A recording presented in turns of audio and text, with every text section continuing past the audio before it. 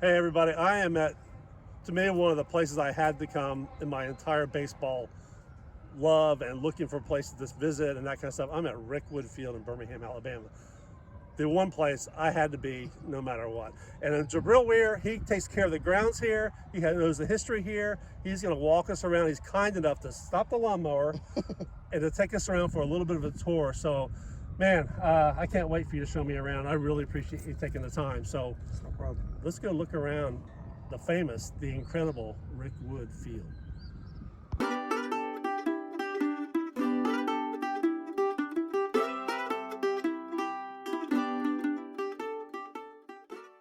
Now, Jabril and I will talk about some of the history of Rickwood as we walk around, but I encourage you to look into it yourself also. And I got a kick out of Jabril telling me about the barnstormers of the past, such as Ruth and DiMaggio and Dizzy Dean, not realizing that I was drawn to Rickwood because of the Black Barons history and the likes of Judy Johnson and Willie Wells and one of the all-time greats, Oscar Charleston, and of course Satchel Paige. And I'm pretty sure he picked up on that as we went along. Well, we begin inside the stadium under the seats, which has just as much history as the field itself.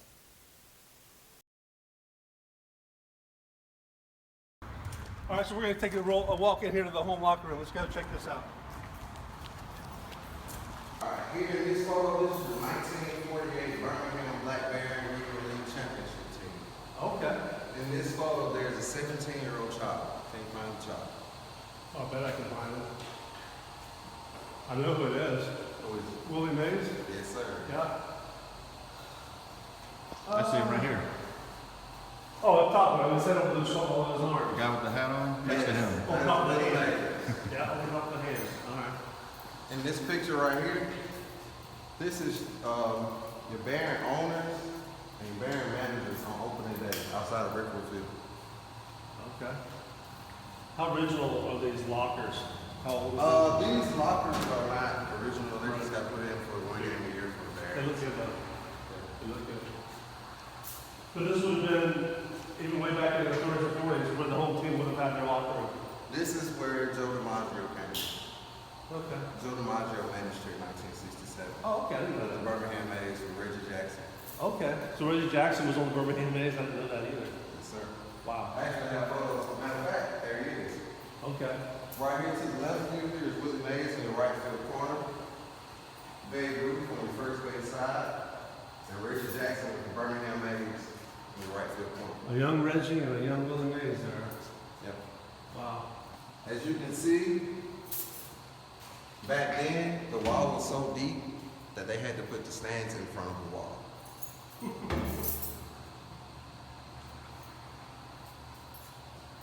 And this would have been even, this would have been after they put the brick, this was the brick wall. I This guess, is, right? I want to say this is the last year of the wooden picket fence. But if you Oh, go okay. close enough, you can actually see the wooden picket fence. Oh, okay, okay.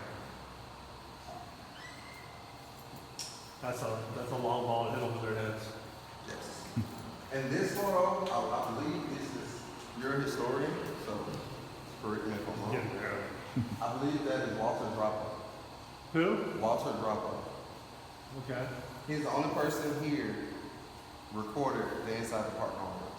That's- 468 feet. Probably a reason why they have that photo in here and blown up like that.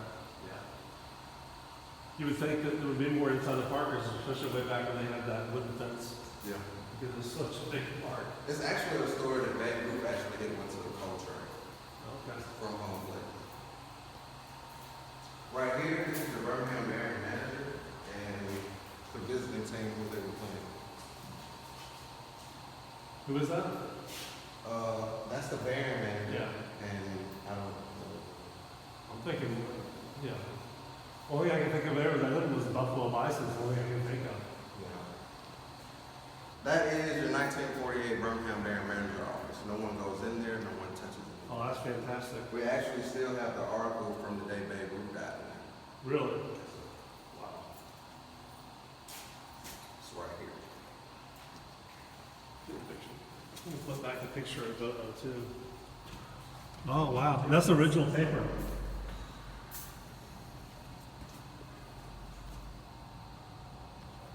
That's really well done.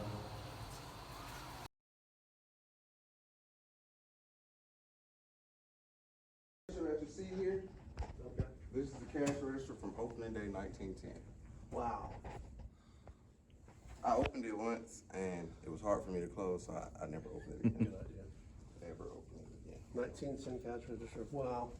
All right, the posters that you see on the wall back here, these are all the major films that were filmed here at Rickwood Field. I want to say a month ago, they just got done filming the Willie Mays documentary here. Okay. That comes out in the spring on HBO. All right, this blue locker here, this was a prop used for the movie 42. Okay. They were gonna throw it away. We got it, turned into a shrine of Jackie Robinson. Fantastic. In the locker is his 1955 Brooklyn Dodgers jersey, Kansas City Monarchs jersey, Oh. probably the only Jackie Robinson toy you can touch in America. Now these were, oh yeah, now these were props in the movie, those two shirts? No, this is just the Okay, locker. okay. The bus that you see here in this photo, they actually built this bus just for the movie. Oh, okay. That's fantastic. Right by the field's right behind it, that's great. They say these shoes were game worn by him. And here in your bottom left-hand corner, you have Chadwick Boseman stepping off the bus here in Birmingham. Oh, yeah.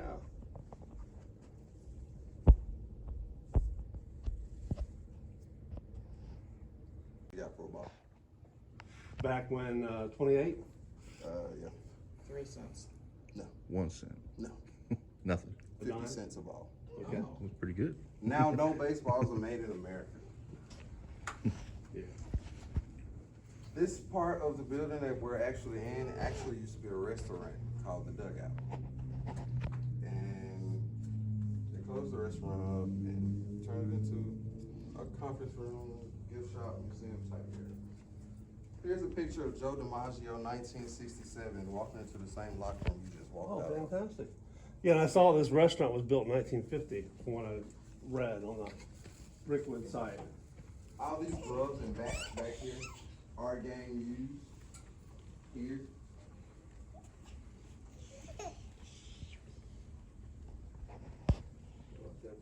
These two green chairs you see here, by the way, these are original uniforms. I think I know where those came from. Those polo ground chairs. Yes, sir. Yes. Can you guess how much they're being sold for? Right? Oh, probably about 10 grand a piece, 10 grand for a pair? 2,500 a set. Okay, that's not too bad. He'll take them. 2,500 a set.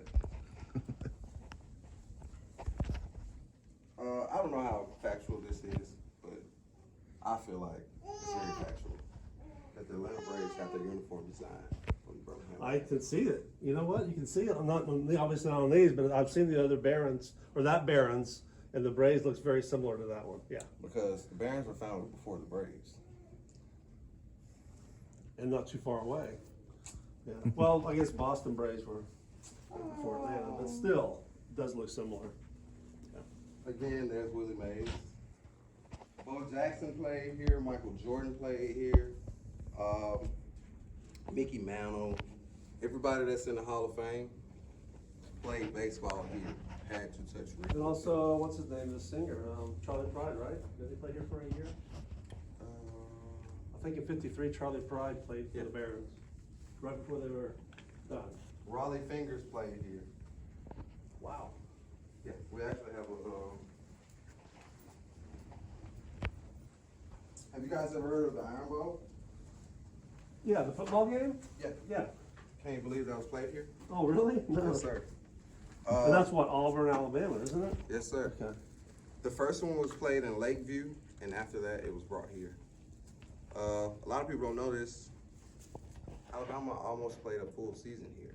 They played at least 7 to 8 games here because this place seated more than their stadium. Okay. Not anymore, right? No, not no more. Bats from the Birmingham A's, Okay. and those are pictures from the Baron owners, managers, and people who supported the Bears. Have y'all collected a lot of this memorabilia like recent years or throughout the years, or Yeah. especially once they realized you're keeping the stadium alive, that's probably important to have some of that stuff You here. can't get rid of it. Yeah. Can't get rid of it. Yeah. It's a historian. Yeah. It's historic. It's funny, I was gonna ask you where the restaurant was, and then This is it. you, This is I it. don't smell any bacon, but I smell a lot of history. This is it. Amazing. The great duo. One ticket, please.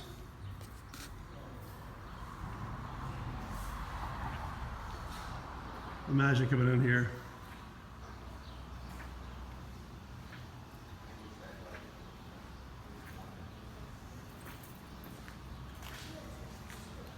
Too big of a crowd there. We'll come over to this one.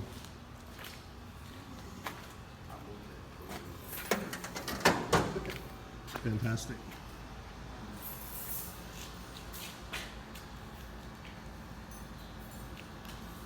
That's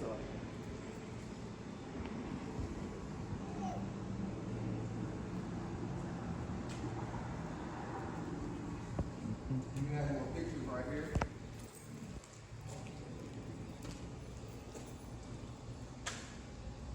This picture here is this, but you're on the inside. Stuffy Stewart. Great call.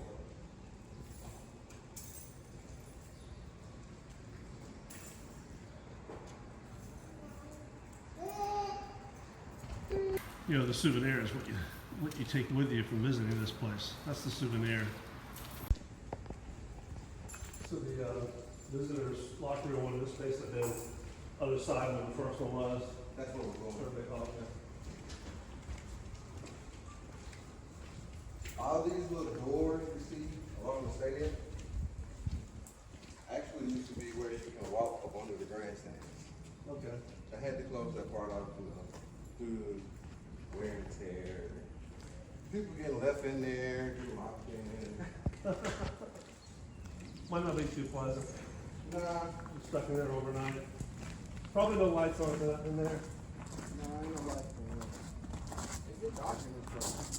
These are all the championships that were won here, besides the one in 1906. The Bears did win, but it was won in Tennessee. Okay, and I guess the orange are the world championship.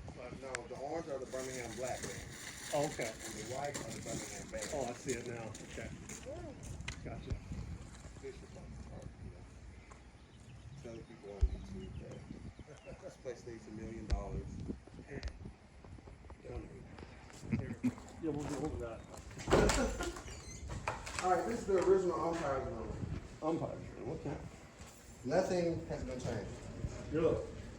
besides, you know, the pull string. Well, as umpire, they should be fortunate enough they got a flushing toilet.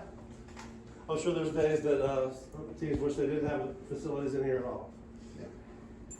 This is the original umpire's room. though. Fantastic.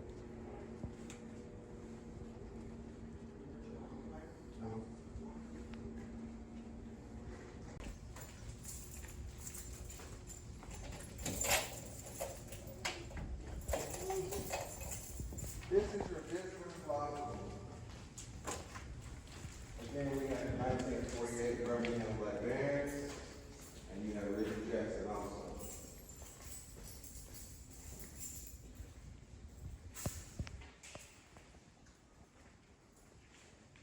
This is the old management office. Boy, that door and the screen is very old.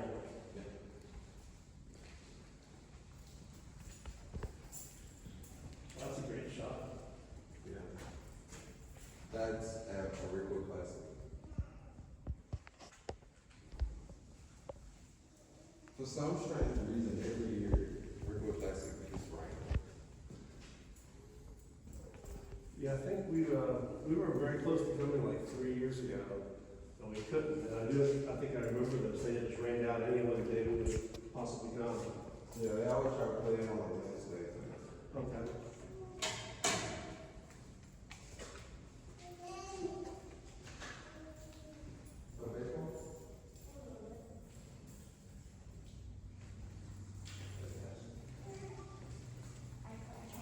All the restrooms are still the same, everything is still the same.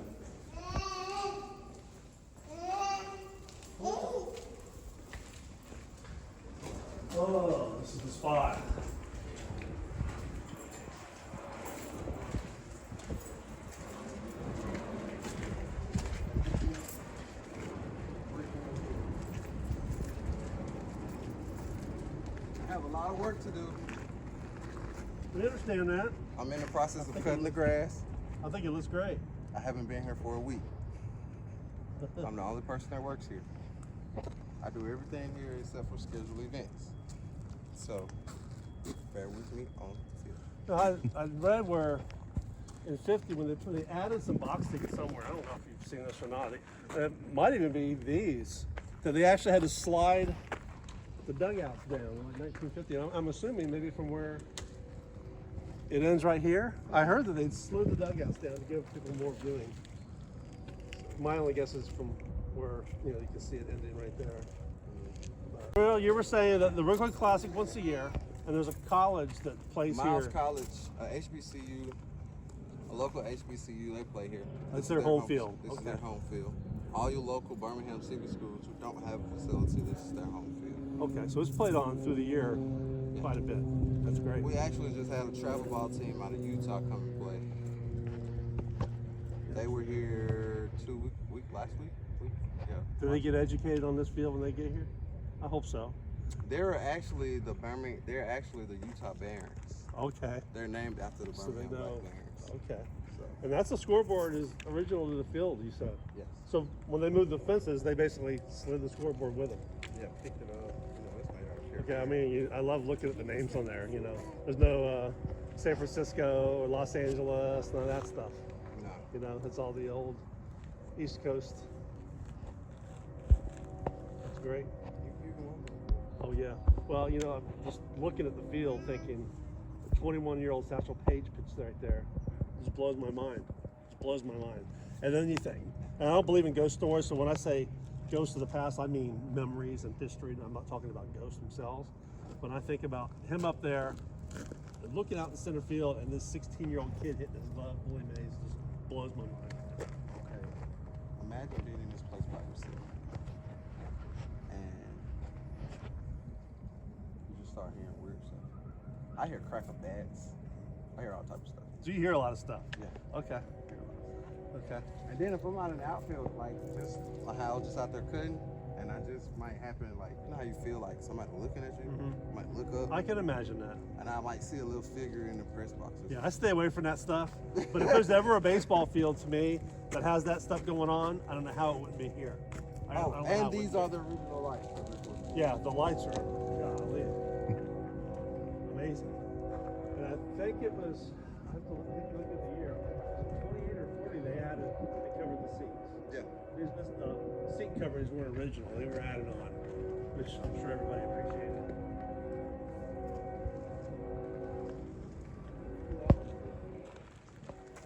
Walpole, third base on a pass ball there.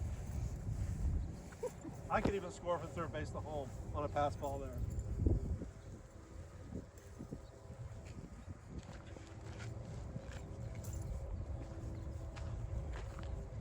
Yeah, Satchel's my favorite all-time player. Yeah, of course, I never saw him play, but because I felt cheated, as he was cheated playing in the major leagues. All that, which is way more compounded than how I was cheated. I was cheated because growing up, all I knew was major league players, and I knew nothing about these guys. And so, until I was an adult and started looking into it, realizing half the greatest players ever we never heard of.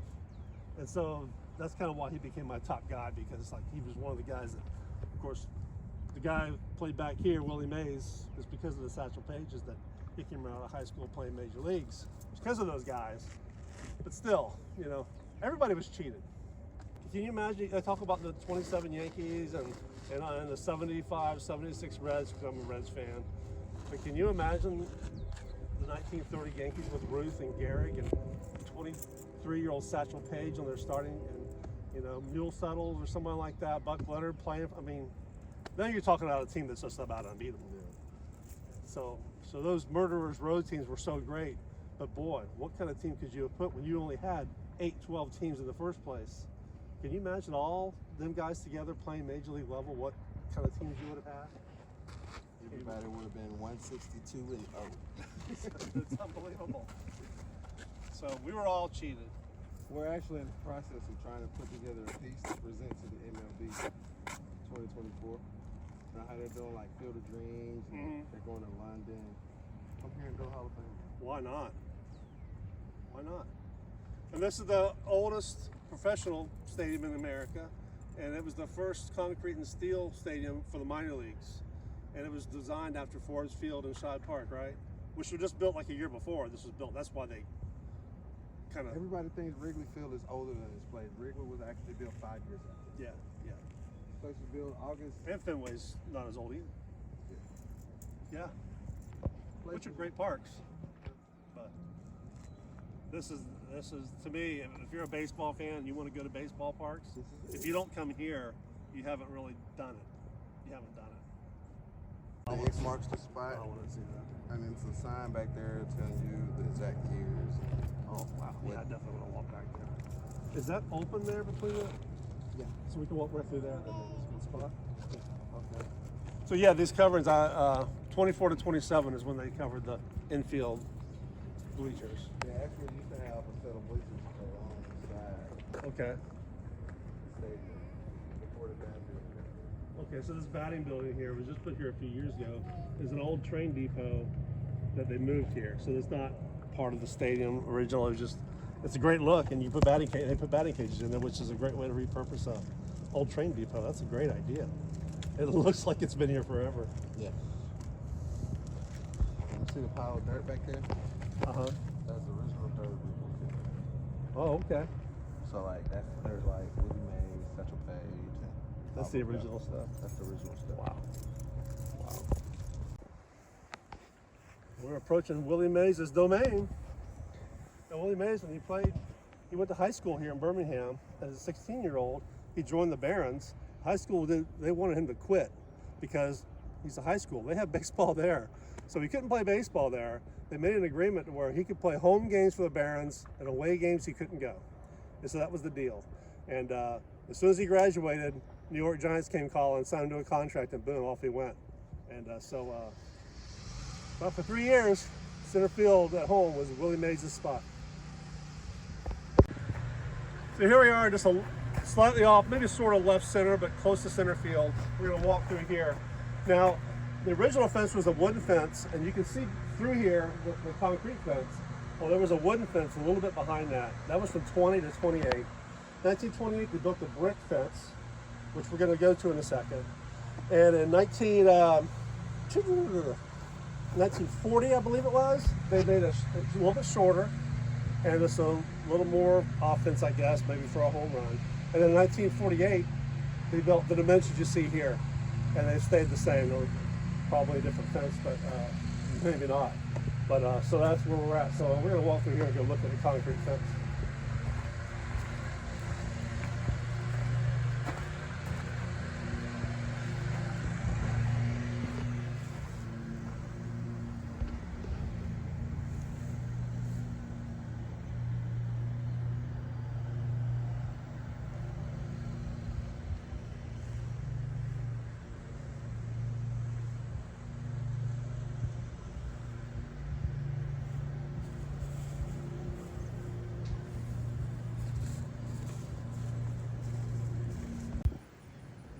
Okay, so here we are back here on the concrete wall. You can read that there, and you can see my dates were pretty close, but maybe a little off. And anyway, we're going to get with what's on the wall. Well, this X brought us over here where Walt Dropo's blasted the concrete wall, 467 feet in 1948. Well, I'm right here at the left field, and the scoreboard is right over here above my head, off my left shoulder. It's real tempting to go up those steps. You can see some of the numbers up there and a lot of history up there, but probably not a real good idea unless you have authority to go up there. And I'm not going to get Jabril in trouble, and I'm not going to do what I shouldn't do. So I suggest if you come here and visit the field, don't even think about it unless you're given permission. But it's cool to be back here, though.